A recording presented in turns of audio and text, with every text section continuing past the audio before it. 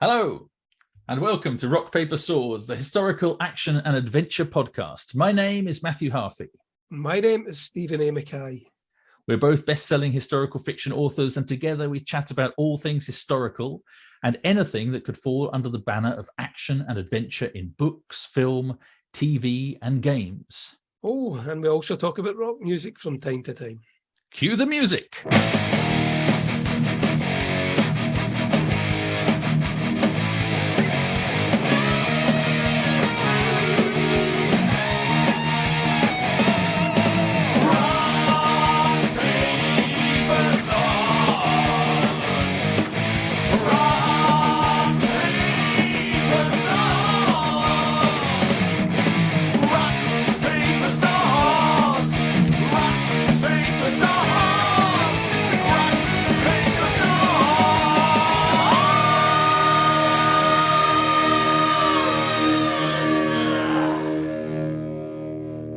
On today's episode, we're honoured and overjoyed to welcome to the podcast a titan of historical fiction, the one and only Bernard Cornwell.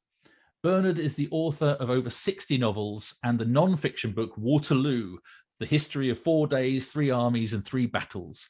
His novels include the hugely successful Sharpe series, popularised by the TV series starring Sean Bean, and the more recent The Last Kingdom series, also known as the Saxon Stories, which became a very popular Netflix series. Bernard, you're largely responsible for both Stephen and I taking up writing, so it's a real pleasure and a privilege to have you on the podcast. So welcome. Thank you. First things first, we were going to ask you a bit about your new book, which is called Sharpe's Command. And if you could tell us a bit about that book and tell us a bit about why you decided to pick Sharpe up after a few years, first in Sharpe's Assassin last year and now with Sharpe's Command. I think the answer is I just missed him. I've lived with him for a very long time. I think there are now, with Sharpe's Assassin, 22 books, I think. I like his company, so I thought I'll do another one. And this one actually takes him back to 1812 and to the Almaraz expedition, which was an extraordinary passage of arms. General Rowland Hill was asked by Wellington to march 100 miles behind the French lines and destroy a bridge at Almaraz. And it was an extremely successful, though very difficult expedition. And I thought, well, obviously Sharpe would quite like to be there, so he is there. Yeah, Sharpe gets around a bit, doesn't he? He has more lives than a basket full of cats. It's true. Do you have any more Sharpe novels coming after the newest one? I honestly don't know. I'm tempted to write him into the next book I write, but it wouldn't really be a Sharpe book. It'd just be a character in the book, but I don't know. Right. Ah, interesting. So any scoop on that book that you'll be working on next then? If I knew it, I'd tell you, but it's just an idea at the moment, nothing more. Have you done that before, writing character from one series into another series? No, not really. I mean, there is a reference in Gallows Thief to a rifle officer who gives somebody very bad advice, and a lot of people think that must be Sharpe, and in fact it is Sharpe. Okay, yeah, because I do it from time to time, and I read a lot of Stephen King, and Stephen King does it loads, self-referencing. It's quite amusing for people that have read, all of his books. And very self-indulgent too. Yeah, it is very self-indulgent, but it's quite funny. I did think I was reading Stephen King one recently, and Mr. Mercedes. It's not a new book, but it's reasonably new. And he self-references, like people within the world reference a couple of his films and books and things. And yeah, I did think it was self-indulgent, but I also thought how amazing to have such a huge impact on sort of modern culture that you can just self-reference like that, and it seems realistic that a policeman would be mentioning a movie or whatever. Yeah, so talking about the Sharpe books, though, back to the Sharpe books, and you said how many you've written. So you said you think with Sharpe's Assassin it's 23. So I was looking, I reckoned it was 24, but I'm sure you're right. But I wouldn't be sure of that at all. Well, actually, it's I think it was 24 with the new one with Sharpe's Command. So maybe we're probably both right. But I've heard different interviews with you and read things before, listened to things with you, and you've talked quite a lot about how you wrote the first Sharpe novel because you were in the States and you'd met your wife and you wanted to stay there, and it seemed like, you know, I'm telling your story here, but and it seemed like a way of you know, being able to stay in the States. But what would you have thought then if somebody had told you that in 2022 you were going to be about to publish your 24th Sharpe novel? I'd have been terribly pleased, I think, but somewhat disbelieving. And I hate to correct what you just said, but I don't think I'm about to publish it. I had a ghastly summer with all sorts of medical problems and worse, dental problems. And I lost a whole month because of a thing called the Cape Cod Shakespeare Festival. And I think we're going to have to delay the publication for a year. Oh, your fans are going to be very disappointed, and that's including us, obviously. But well, I'm terribly sorry about it, but I mean, short of racing through to finish it in about 2 weeks, I'm not quite sure how else it's going to be possible. Yes, yeah. Maybe it may be. That's really up to the publisher. So that's an interesting. Well, firstly, I hope you're feeling better now and you've got through all of your dental problems and health problems and you're feeling up for, you know, writing and getting back in the saddle, as it were. But you know, obviously your health comes first. I'm sure everyone understands that.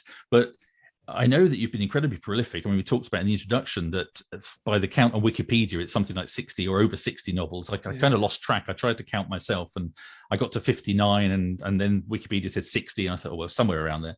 But you've written, you know, loads of books, and obviously you've been some years, you know, writing multiple novels in a year. Have you ever missed a deadline before? Has that been anything you know, has that happened to you before? Or is this a first? No, it's never happened before, which is why I feel very guilty about this one.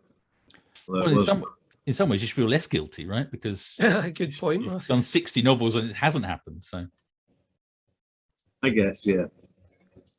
And people will be happy to wait. I'm sure they'll love it when it does come out. Yeah, yeah.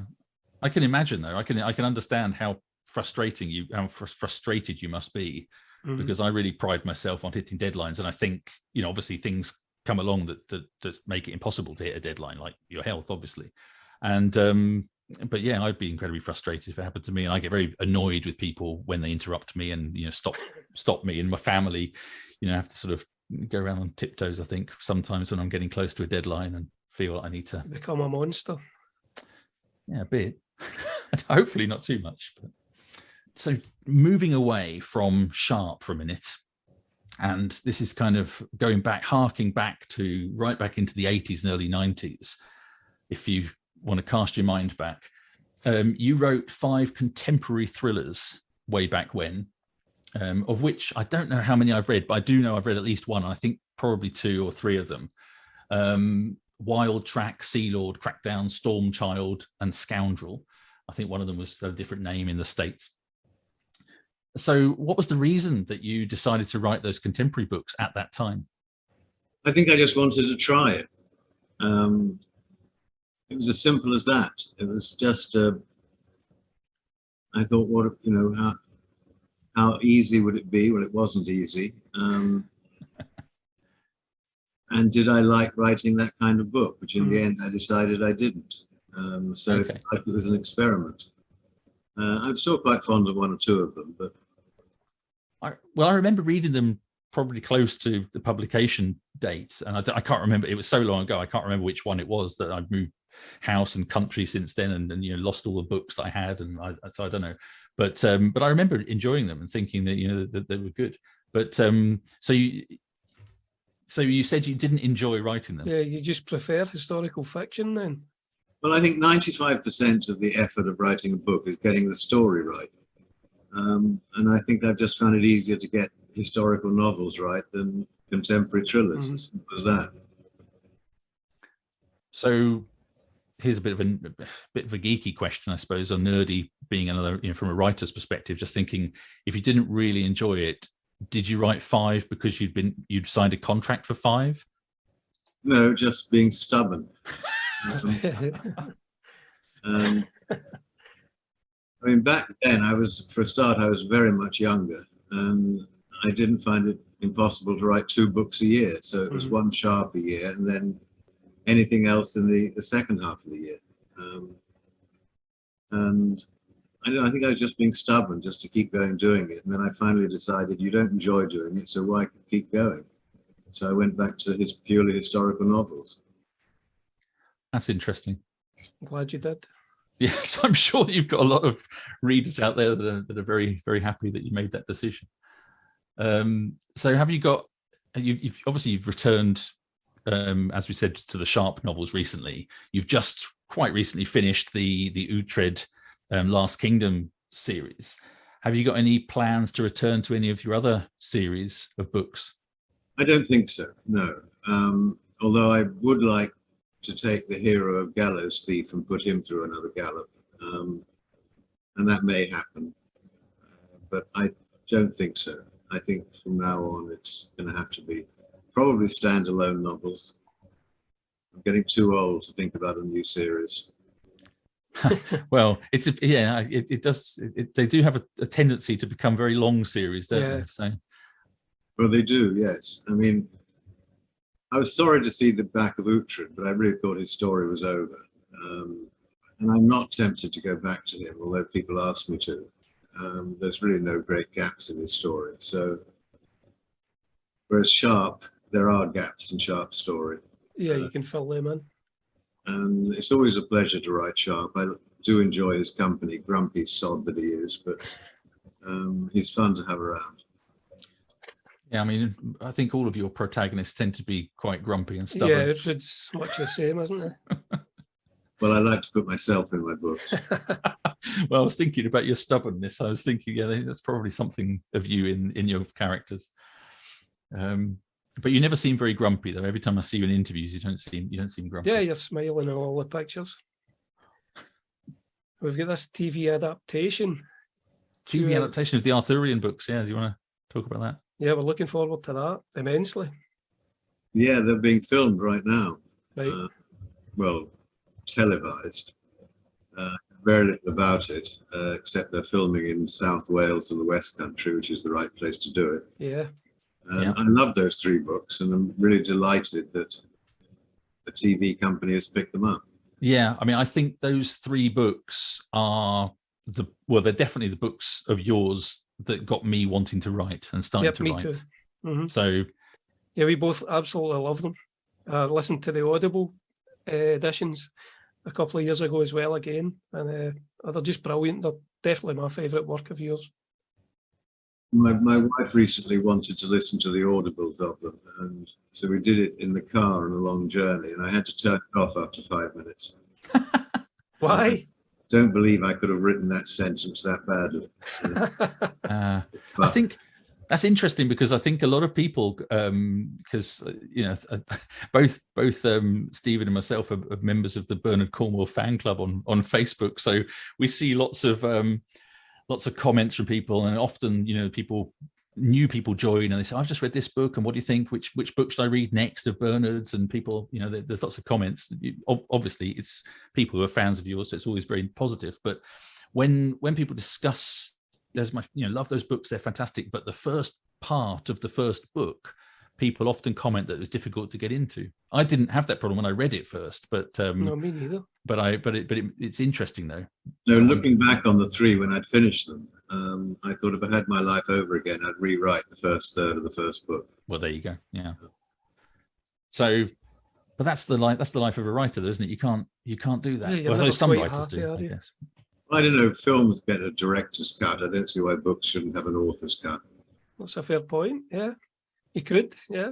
I've actually read, and going back to Stephen King, we talked about self-indulgent. If he listens to this podcast, he won't like it. But he did. I did read The Stand by him, and it was the writer's cut, as it were. It was like an extra 300 pages or something. So it's like another novel stuck in there. Self-indulgent indeed. Well, maybe I should do it. Maybe I should rewrite that first third. Yeah, nothing to stop you now. Yeah. Sounds like a plan. I mean, it's a great book anyway. So those books are brilliant, and they are amazing. I mean, it makes me think though. So you did in the late 80s, early 90s, you did these contemporary books and you tried your hand at those and then decided, no, maybe not for me. And then the Arthurian, although it's historical, they obviously are verging on fantasy. It's all very real and gritty and believable, but they are myths, and they're taken from legend and myth. Have you ever thought about writing any other fantasy books and going, maybe more that direction? Whenever I think that, I go and lie down until the feeling passes. Well, I always think that fantasy is just historical fiction, but easy because you can just make it up. Yeah, make everything up. So, I think I don't make up historical fiction. Well, obviously, yeah, but you're somehow tethered to the reality. You kind of, you're trying to hit at least it needs to be believable. People are going to say, it's not believable. Yeah. There are some very good writers in the fantasy field. I think I'll stay where I am. Seems reasonable. I tried very hard not to make them too fantasy. Merlin does what appears to be magic, but I always have him explain how he did it. Yep. I remember the girl glowing in the dark. Well, that's funny you should say that, because that was my next question. Piddocks. Piddocks, that's right. Yeah. I never did the experiment. I never found piddocks and sort of smeared my wife with them. But that was your question, wasn't it, Steve? That wasn't my question. Was if any of your readers had ever tried it and told you about it? I can't remember how I found out about it, but I was assured by somebody that it would work. I think it was Plato, because I read an interview with you yesterday. I'm sure it was Plato or something like that that mentioned it. It was like the delightful discovery when I wrote Fools and Mortals, that the actors, especially the boys playing women, could take crushed pearls and mix them with a grease which they put on their face, and then their face would glitter in the candle. Again, there are great moments of research like that really help things shine. Yeah, they make the book that bit more special and magical without it actually being magic. And really, with the Arthur books, I wanted to take him back to a realistic 5th and 6th century setting. Get rid of plate armor, get rid of soaring stone castles, and also make Lancelot into a villain. Yeah. It's great. By Chrétien de Troyes, and it takes a Frenchman to put adultery into a good British story. Yeah, he's quite a later addition, isn't he, Lancelot? He certainly captured the Dark Age feel of that whole series. I think it was very realistic, but still magical at the same time. I enjoyed writing them enormously. They're probably the greatest pleasure to write of all the books I've ever written. And I've never dared reread them. Well, they are great. I have, yeah, they're still great. Yeah. So a geeky question about them, though. So I do love the fact that you kept them really grounded, and they were basically feels like history, but everybody believes in magic, which is something that, obviously I'm sure was true, that lots of people did believe in, the spirits and magic and the other worlds and things. So Merlin can play on that. That's great. But a geeky question that I've got here is, I noticed that the Arthur books are published by a different publisher to your other books in the UK. What's the reason for that, really? Why did that happen? The reason for that was I had a wonderful editor called Susan, who is still my editor after 40 odd years. And in a fit of madness, HarperCollins fired her. Wow. And she was picked up by Michael Joseph Publishers. And she knew I wanted to write 2 books a year. So she said, well, why don't you write a book for me? And HarperCollins didn't have an exclusive contract with me at that time. So I wrote those for Susan. And they're still obviously published by Michael Joseph and Penguin. And then HarperCollins had the wit to hire a back again. Oh, that's fantastic. So sorry, Stephen. So you're writing 2 books when you're writing the Arthur books? You're writing 2 books a year at that stage. It's 1 Sharpe and 1 Arthur. All right, I think Stephen, you got a question here. Oh yeah, the Last Kingdom TV series. When that came out, which I really enjoy, there was a lot of online chat about people complaining about various kind of, to me, silly things like the armour wasn't period correct, the weapons weren't right for the time, Uhtred was too pretty, which I actually agree with. He's a very handsome man, but he grew into the role brilliantly as he got older and stuff, and he was perfect for it. But do you ever take any notice of things like that, like the criticisms with kind of minor points like that? No, my gratitude to them overcomes any complaints. I mean, I thought it was beautifully done, and I really did like it, and I thought that the casting was good. Yeah. I mean, a lot of people would complain to me that the stories were changed, but TV people always change stories. They have constraints I don't have. I mean, if I'm writing a Sharpe book and in the middle of the book I think the plot is getting a little bit flat, I can wheel on 40,000 Frenchmen and have Sharpe said about them, but you know, it costs them enormous amounts of money to do the same thing. So I really liked it, and I often admired what they did with the stories. I mean, at times, some people claim that the plot got a little confusing. I remember my wife one night as we were watching it saying, "Why did he do that?" I said, "I don't know. I only wrote the damn books." But it all came out right in the end.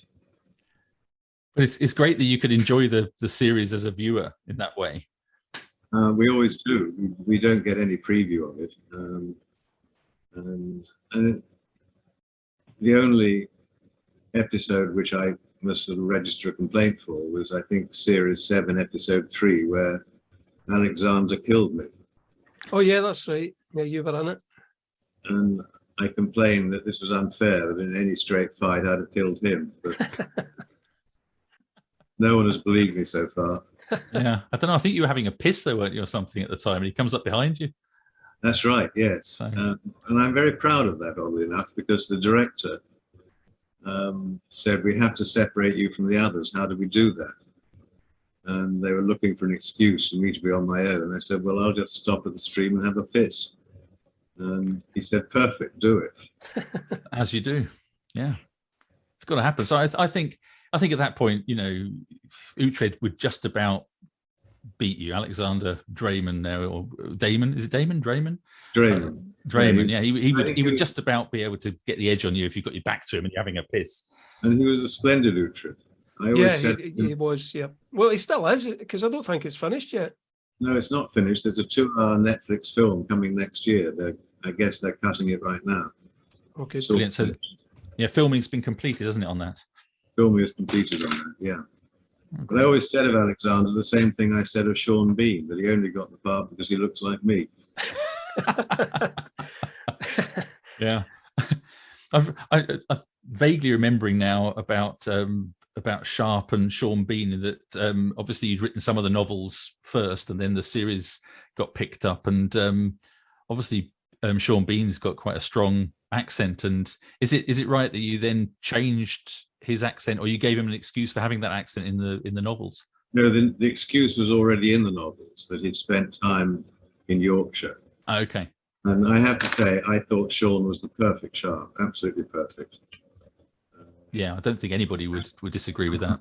Anybody doing Sharpe better. He got him just spot on. He's a great actor. Yeah. So that'd be interesting if so here's a question. I don't know the answer to this.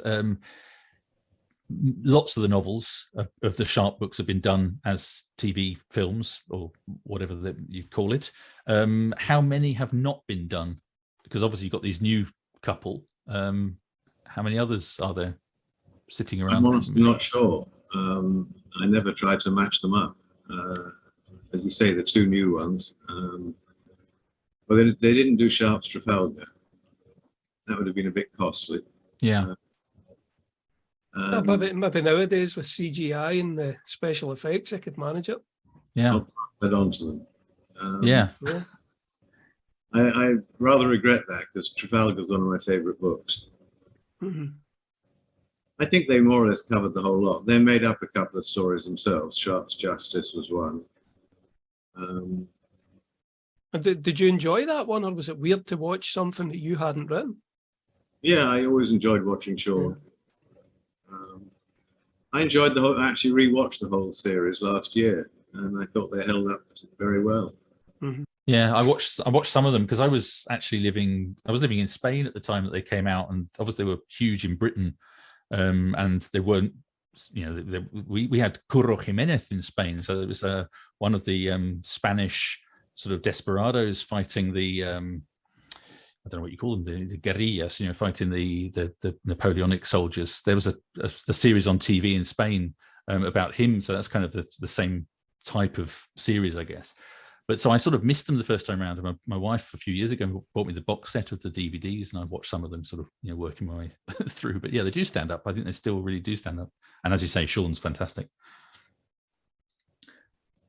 So both moving on from Sharpe and touching back to a novel that you mentioned already, a standalone, Fools and Mortals. So both Stephen and I, both are performers. Stephen sings and plays instruments. I sing and like to act as well. In fact, in a couple of months, I'm appearing in a pantomime, bizarrely enough. Congratulations. Thank you. And I know that you like acting and theatre as well. And of course, we've talked about the fact that you appeared in one of the Uhtred episodes, one of the Last Kingdom episodes. And you mentioned before, I don't know if it was on when we were recording or before, but you mentioned to us about the Cape Cod Theatre Festival, Shakespeare Festival. I know you've been involved with them in the past. Can you tell us a bit about that, your involvement in acting? I mean, really, I went down from 2 books to 1 book a year because I fell among actors. And we had a wonderful theatre in the little town where I live, called the Monomoy Theatre. And every summer, they collected students, drama students from all across North America, and they put on 8 plays in 10 weeks. Wow. And for some reason, they wrote me in. And I absolutely loved it, absolutely adored it. I didn't adore all of it. I once had a solo in a musical, and I still wake up at 3 o'clock in the morning with a cold sweat. But on the way, I played Prospero, Henry IV, Toby Belch, and played in a lot of other productions of Chekhov, and Lord knows who else. And I did really, really, really enjoy it. Well, about 3 years ago, the theatre was bought out from underneath us by a developer, who was sadly letting it decay, I think, so he can eventually persuade the town that the only fate for it is to be pulled down and he can put up houses. But this year we brought back a thing called the Cape Cod Shakespeare Festival, and we did 2 plays. We did them in a park, and they were hugely successful. And we think we're going to do it again next year, and we hope to make it an annual event.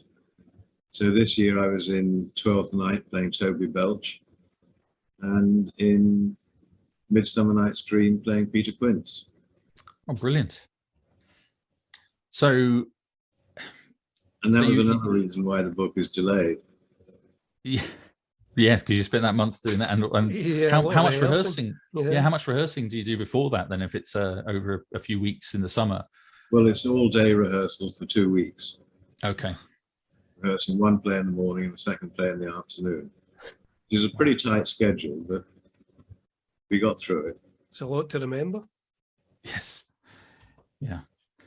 So obviously, as a result of that, I'm pretty sure it was a direct result of that love of Shakespeare that saw you write Fools and Mortals. It really was, yes. I mean, I can remember, I think one of the reasons they asked me to join was they thought my accent was the right accent for Shakespeare, which it probably isn't. But going through a process of seeing the plays being cast and then rehearsed, I thought nothing really has changed since 1595. And also the best way to learn Shakespeare or to get to know him is to be in his plays. And I was in a play every year for 12 years. And became more and more fascinated, and ended up doing a hell of a lot of research and then writing Fools and Mortals. That's interesting. Yeah. So you talked about doing a hell of a lot of research, and obviously having to move into a different time period that you're not a specialist in.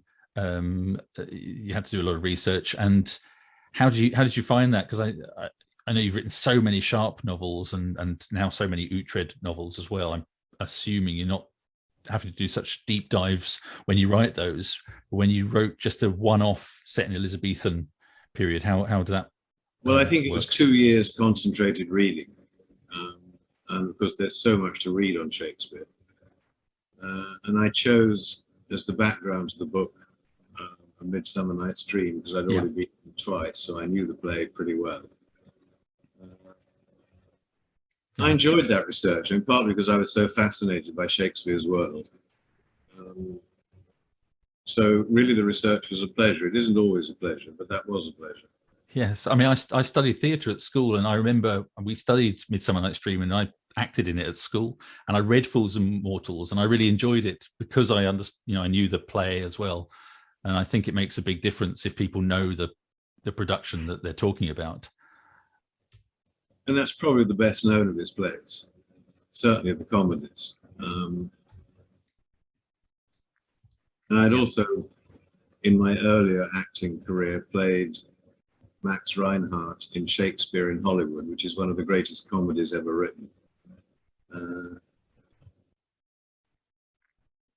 There's a kind of a perception that authors, writers are introverted and just like to be on their own all the time. Obviously, the three of us like to be on stage and in front of people. So do you think, Bernard, that's a kind of natural thing? Are all authors not really as introverted as they're made out to be? Well, I think you have to like being on your own. I mean, I think writing, like something else, is a solitary vice. And I mean, I actually enjoy it. I mean, the writing, that is. Yeah. Probably the other as well. I don't think you could do it for 40 odd years if you don't enjoy it. Part of that is the way I write.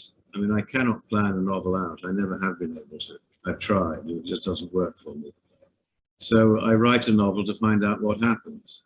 And granted, I can change what happens and usually have to. But part of the pleasure of writing for me is the same as the pleasure of reading, to discover what happens.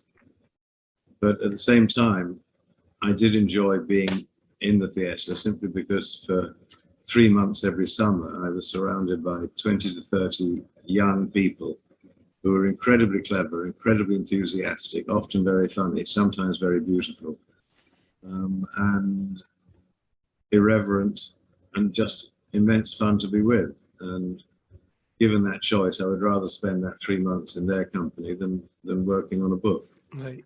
Uh-huh. Yeah. That's so you never plan any books? None of them have been planned out, really? None of them have been planned out. And I have literally got to the last chapter of a book and thought, how the hell do I finish this? And I'm rather in that situation with the new Sharpe's Command, because I'm actually writing the ending of the book. It's still got about, I think, at least two chapters to go, but I really can't quite see how it's going to end. But I have great faith that Sharpe will find a way. Yeah, it will come to you somehow. Yeah. So I've heard you say this before, and I'm always I'm just very envious and a bit skeptical because I have to plan. I find the fear of launching into the unknown for 100,000 words and not knowing where I'm ending, going to end the book. I think you're very lucky if you can plan. Well, they're probably rubbish, the plans. In the end, I think the most exciting bits are because I don't plan in incredible detail. I get the most fun bits are the bits that leap out and suddenly I think, oh, this will work, and something just happens. Yeah, character drives it. A character suddenly does it. Where a book is going to end. I mean, obviously, if you're writing about the Battle of Salamanca, the book is going to end with the Battle of Salamanca. The problem is getting Sharpe to Salamanca with enough enemies around him to make it an interesting journey.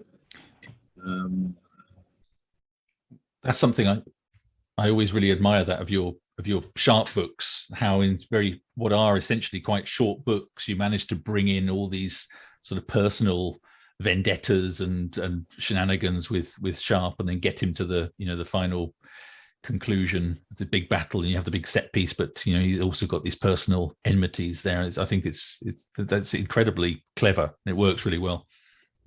Well, I hope it's working right now for Sharpe's command. I mean, I've got to the big ending, and because I always knew what the ending was. The ending is the destruction of the bridge. But there are one or two loose ends to tie up. I can't wait to read it. I'm sure it'll be perfect in the end. I hope so.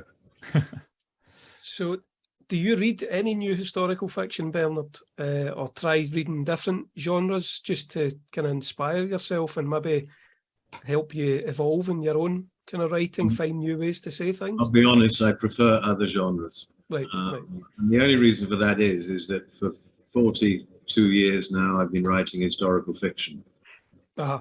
It's a long day. I normally start around 7:30 and finish around 5 or 6 o'clock at night. And the last thing I want to do in the evening is read another historical novel. Because whenever I do, I know exactly what they're doing. Well, which is no bad thing. And occasionally I do read one, and I get sent an awful lot of novels. People saying, would you please read this? And either encourage a publisher to read it or make a comment on it. And I try to do that, but I get too many. I mean, I've probably got 20 novels piled up in this room here, which are all of that category. But occasionally I'll read one and absolutely love it. I think so many of the historical fiction authors like us are inspired by you. So if you read one of our books, you would probably see the similarities where we are kind of emulating you to an extent. So I can see why you really wouldn't want to read it, especially if I'm not going to be as good as you. It would probably be quite boring for you. Well, I'm sure they can be as good as me. That reminds me of a story. A book was published some time ago. I don't remember when. I don't remember the name of the book, but the publisher, their sort of puff line on the book was better than Bernard Cornwell. I know the one you mean. I know what you mean. I think about 2 years later, they sent me a book asking if I'd make a comment on it. And I said, why don't you get the person who's better than me to do it? Yeah, I remember that tagline. I thought it was quite cheeky. Yeah. The publisher to use that. And I'm sure the author had no part in it. I'm sure he didn't, but they were offering their money back, your money back. Oh, that's right. I know the one. Yeah, it's Angus. Your money, yes, Angus Donald, wasn't it? Yeah. Says your money, as good as Bernard Cornwell, or your money back. Yeah. He told me that one person that asked their money back. That was me. Not really. We both quite like Angus. Yeah, he's a great guy. He's a fun guy. So, but yes, I'm sure the publishers they came up with that tagline. It definitely wasn't him. And I think he'd be mortified to to think. Sure, he will be when he hears this. He will. He'll probably hear this. Yeah. He'll be like, "Oh my god." Anyway. Well, for all I know, he might have been right. Well, as I remember it, if we are talking about the Angus Donald one, it said as good as Bernard Cornwell or your money back. So I don't think it said it was better. So maybe. I've actually got the book, but I've never read it.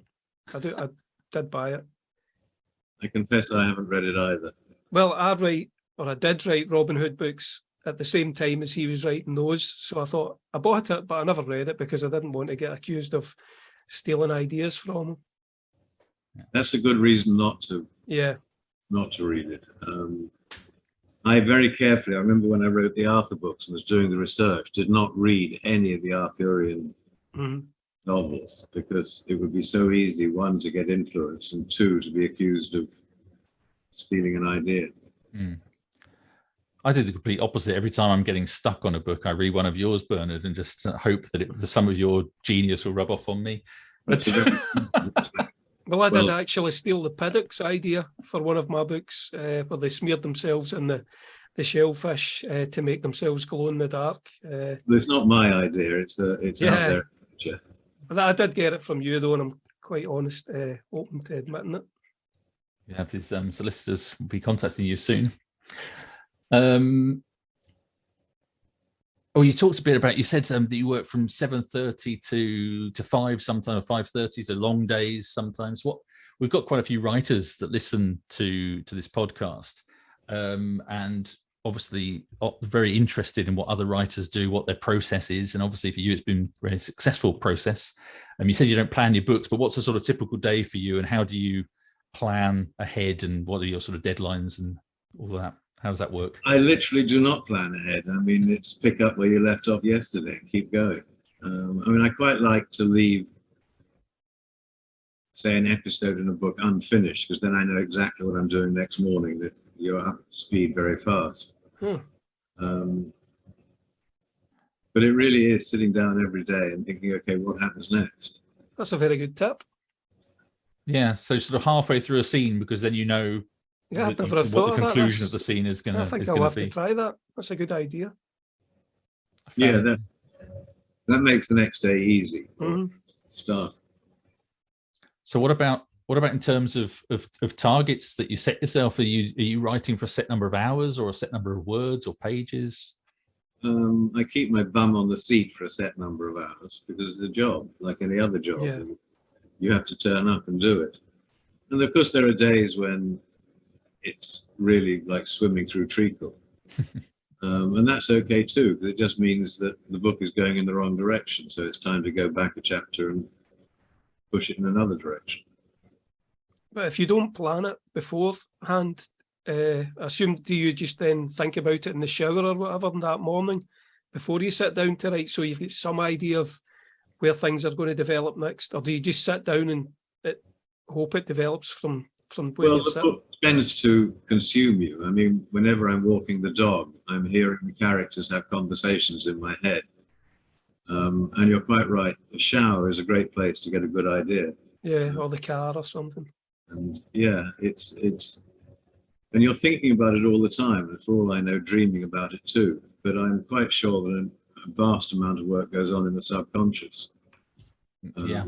And I mean, I can't tell you the number of times that I've thought I have no idea what Sharpe can do next, or another character, and the answer seems to come from nowhere. Yeah. Oh, I'm glad it's not just me. That definitely happens. The number of days that you say about sitting, like you're wading through treacle and you don't know exactly where you're going, and then maybe walk the dog, take a break or something, and then suddenly, or maybe that night or in the shower, suddenly, boom, something happens. So you just think, oh, I know what can happen. And sometimes it's a tiny change, or just a very small incident that can really shift the whole, the direction of a story for the better, and can fix it. It's amazing. And then other days are spent correcting. I mean, I always think of it, I always call it putting doorways in alleys, which I've described before. So stop if you heard it. But I mean, inevitably in almost every book, Sharpe gets trapped in a blind alley, and his sword is broken and his musket or his rifle is unloaded, and he's faced by 20 Frenchmen with fixed bayonets and loaded muskets who taunt him by saying, "We've got you, you're dead." And the truth is he is. And you think, well, there's nothing I can do about this. So the answer is to go back. Let's suppose that's taking place in chapter 10. You go back to chapter 3 and you set another scene in exactly the same alley. It can be a very small scene. It doesn't have to be an important scene, but the important thing is that you put a door in the alley, so it's no longer blind. Right. And they say, "Aha, you're a dead man, Mr. Sharpe." He jumps through the door. And the reader doesn't feel treated, because they always knew there was a door there. If you just make up the door on the spot, then they're going to feel cheated, and they are being cheated. So I waste days putting doors into alleys. Little tiny things that are going to come together in the right place to make life easier for Sharpe to win. It's very unfair, but then Sharpe never did approve of a fair fight anyway. No, That's another good tip for the writers listening to this. You said you waste days. I don't think it's wasted if it's making the story work. I think that's probably. Well, I can waste days. Trust me, I can waste whole days. You said you mentioned the wading through treacle thing, and that you said that gives you you realize that when you're doing that, it sort of gives you the nudge to change something and go back if it's too difficult to do the writing. I don't do that. I sort of I'm stubborn, but I just keep going and think it's going to get better, and I keep going until somehow it sort of come out the other end. And maybe that's because I plan at high level, so I sort of know where I'm going. But I often go back and read those days of writing and think, actually, it's fine. You can learn a great tip from P.G. Wodehouse, who, like me, was a very English writer living in America. And when he was writing his quite brilliant books, it was all on a typewriter, of course, back then. And as he finished a page, he would take the page and he would pin it to the wall. Now, if he thought it was a really good page, it went very high up on the wall. If it was a really lousy page, it went to the very bottom, and if it was in the middle, he put it somewhere in the middle. And by the time he'd finished a chapter, there were these pages all over the wall, and he'd go back to the pages that were at the bottom and improve them, and so on. And I feel much the same. I mean, I used to do it on a typewriter too, and I used to remember the old advice to Spitfire and Hurricane pilots in World War II: never fly straight and level for more than 20 seconds. And I'd look at each page and think, am I flying straight and level, or have I surprised somebody? Have I injected some excitement in? If I hadn't, it was time to redo that page. Yeah, had a fight scene or something. And I still feel that you've got to keep the reader's interest, even in, I mean, usually the hardest part to write of a book is the middle. You know, you've set the whole thing up in the first 4 or 5 chapters, and you've got a great big ending which you can't wait to get to, but then you've got to get to it through 5 or 6 more chapters. And keeping the interest alive in those middle sections can be a challenge. Mm-hmm. Yeah, I always find the action scenes kind of write themselves. They're quite easy to write. It's, you know, excitement, and you know, and quite tiring to write too. Tiring to write, you say? Yes. I always feel more tired after describing a battle. Don't know what. I think writing in general is quite tiring. I mean, I think we were talking about how much goes on in the subconscious when you're writing and when you're not writing. And I think when you're properly in the depths of a draft of a novel, after sitting down all day, because I sit down all day writing the same as you, and I think by the end of the day, you know, you're quite mentally drained. I think somebody who doesn't do it would be quite surprised at how tiring it is. It doesn't feel like a real job, but obviously you have to make it a real job by sitting down. It is a real job. Yeah. And you burn that glass of whiskey at 5:30 every night. Yeah, absolutely. I have hopefully a funny question here. Do you have a favourite review of any of your books, Bernard? Like even a funny review or a really bad one? I have a favourite review, yes. It was in the Washington Post, where a guy, and I can't remember his name, although I have the review somewhere, and at the bottom it said, whatever his name was, is writing his first novel. And his opening line was, Bernard Cornwell cannot write a novel. And it then got worse from there, which is fine. That was his opinion. But I can't wait for that first book to come out, and I will volunteer to do it. Yeah, that one's the one you accept for the endorsement, right? And I on the whole, don't read any reviews, because I think the good ones go to your head and the bad ones go to your heart. And that's a good way of putting it. I also think that, like most writers or like most artists, you know whether the book is any good or not. And I really believe that if you don't have a self-appreciation of the value of your work, then you shouldn't be doing it. That's an interesting because there's like a healthy self-criticism, and I think you're right. You need to have that to be able to critique your own work and be honest. But at the same time, I think many writers, and maybe at different stages of the life of a book, or maybe their career, will really second guess themselves too much and go back and rewrite and ponder. And I often talk to people about it, and they say, I'm writing a book. How do I finish? How do I get beyond, going over and over and over and making it perfect? And well, I think that's true, especially of beginning writers, because you have no idea really whether what you're writing is publishable or whether anyone will like it if it is published, and you tend to overwork it. But having written 60 novels, I think I ought to know what I'm doing. Hopefully. Yeah, we think you do. Yes, I think you. Yeah, I think we can safely say that you've got some sort of idea anyway. Yeah. Well, at the end of every episode, we ask all of our guests a certain number of questions, and this is no exception, Bernard. You're no exception to this rule. So we're going to ask you, what have you been reading and watching this week or the last couple of weeks? Lord, well, the last thing I watched was the original film of MASH. Oh, right. Which came out in the 60s, and I hadn't seen it since the 60s and thoroughly enjoyed it. But reading, I just finished Ian Toll's trilogy on the American War in the Pacific, which I think is the finest history book I've read in years. Trilogy. Interesting. So is that a period in history that you'd be interested in writing about? No, too many ghosts, too many people still alive who remember it. But Ian Toll has written an utterly superb trilogy. I think the first one is called The Incoming Tide, then Pacific Crucible, and I can't remember the title of the third one, but they're absolutely brilliant. And it's Ian W. Toll. Okay. If you want to have a good, solid read, it won't disappoint you. Great recommendation. And I do tend to read a hell of a lot of history. I mean, right now I've got about 5 books on the go. And I read novels too, but it's always thrillers. I'm a huge fan of Mick Herron. Okay.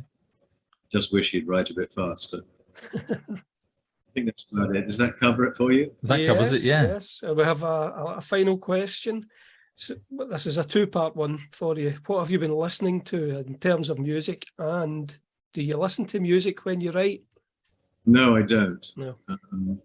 I think it would be rather off-putting. And I'm not a great music fan. If I listen to music, it tends to be, you have to forgive me for this, liturgical music of the 16th to the 19th century. I mean, if I listen to anything, it would be Fauré's Requiem. I do like choral music for some reason, but I think my taste in what you would call modern music probably ended with Van Morrison. Okay. So no Def Leppard or, Whoever he is, no. I'll obviously have to listen to Stephen, but is it on YouTube? I can listen to it there. Oh, is that saying listening to? You were saying about listening to Stephen? Did you say? Yes. Oh, well, you can hear me and Matthew actually on the theme song for this podcast. Okay, great. So when you hear the episode, you'll hear us. Maybe it will reawaken my interest in music. Hopefully. You never know. Yeah. Well, thanks, Bernard. You've been a fantastic guest, and it's been absolute pleasure. For both. Well, definitely for me, and I'm sure I can speak for Stephen. Yeah, but we're both actually quite nervous because we are such big fans of yours. So for us, this is like us meeting a rock star. So, oh dear, I was nervous too. we didn't think you would be. Before we came on, I said to Stephen, I bet Bernard's nervous too, and he said, I don't think so. And I said, well, probably everybody gets nervous before they do something like this, but I'm just sorry the camera didn't work. That's okay. I still think it's because you're sitting there naked and you didn't want us to see. So, but you have great insight, Matthew. Great imagination. But anyway, it's been fantastic, and yes, best of luck for the remaining chapters of Sharpe's Command, and whatever happens with the release date, I hope it all works out well. And I hope your health gets better very soon. Health is actually okay at the moment, but I had to be opened up 3 times to get. Wow. That's the scary thing. You go into an operating theatre, and I remember the very first operation I ever had. It was one. It looked like a national health hospital that was in America. And nowadays, it looks like the launch command for a space thing. I mean, there are vast television screens everywhere. And as they were about to put me under, I said, "Can I watch the Super Bowl in here?" Yeah, gosh. Yeah, well, I'm glad you got through the operations okay, and that you're back on your feet or on your bum writing. Yep. So it's been fantastic to meet you, even without seeing you. And best of luck for everything. And maybe one day when you're over in the UK doing one of your book tours or book signings, maybe we will meet face to face. That would be very nice. Thank you, Matthew. Thank you, Stephen. Thank you very much, Bernard. Thank you. That's it for today's episode. We hope you've enjoyed it as much as we have. It's been great meeting Bernard, don't you think? It really has, yep. Rock star. Fantastic. True rock star. I can't believe it, actually. And so I'm going to have to go and have a stiff whiskey, as he talked about, and pinch myself. So I'm sure, like all of us, both of us, I'm sure the listeners are just as pleased to have heard Bernard. So please let us know if you have any questions or things you'd like us to cover in future episodes. You can contact us on the Facebook page, facebook.com/rockpaperswordspodcast, or on Twitter @rock_swords. You can find more about our books on matthewharvey.com and stephenamackay.com. We're also both on Twitter individually as well. So drop by and say hello. And we're on Facebook as well. I don't know if I said that. The theme and music is written and performed and copyrighted by us. So until next time, a Rock, Paper, Swords, it's goodbye from me, Matthew Harvey. And it's goodbye from me, Stephen A. Mackay. And remember, whatever action and adventure you have going on in your life, be kind, stay safe, and happy reading.